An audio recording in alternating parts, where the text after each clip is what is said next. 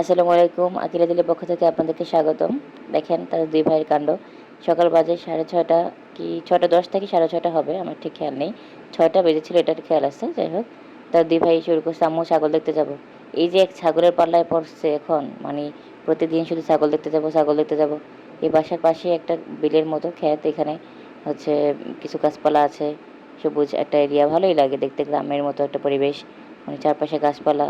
কিন্তু একটু রিস্কও লাগে আমার, কারণ অনেক সময় এই ঝোপঝাড়ের মধ্যে বিভিন্ন রকমের পোকামাকড় কীটপতঙ্গ থাকে, যে ক্ষেত্রে বাচ্চাদেরকে নিয়ে যাওয়া রিস্কি। তারপরও যেহেতু বায়না করছে, সাথে এত আমি আছি, তো সাবধানে নিয়ে গেছি আলহামদুলিল্লাহ। তো তারা দুই ভাই, সাথে আনাস তার খালাতো ভাই, তিনজন মিলে খুবই দুষ্টুমি করতেছিল আর দৌড়াদৌড়ি করতেছিল যে আমরা ছাগল দেখবো, কিন্তু তারা তো হতাশ। গিয়ে দেখে কোনো ছাগল তো দূরের কথা, একটা মানুষও নাই এখানে। তাদেরকে বললাম যে দেখছো এই ঠান্ডার মধ্যে কি আর কোনো মানুষ আসে, তোমরা শুধু পাগলামি করো। লাস্টে তো একদম কাঁপতে কাঁপতে কাঁপতে কাঁপতে বলতেছে, আম্মু চলো বাসায় যে আমরা জ্যাকেট নিয়ে আসি। তো তারপরে আমি জ্যাকেটের উদ্দেশ্যে বাসায় এনে আর নিইনি।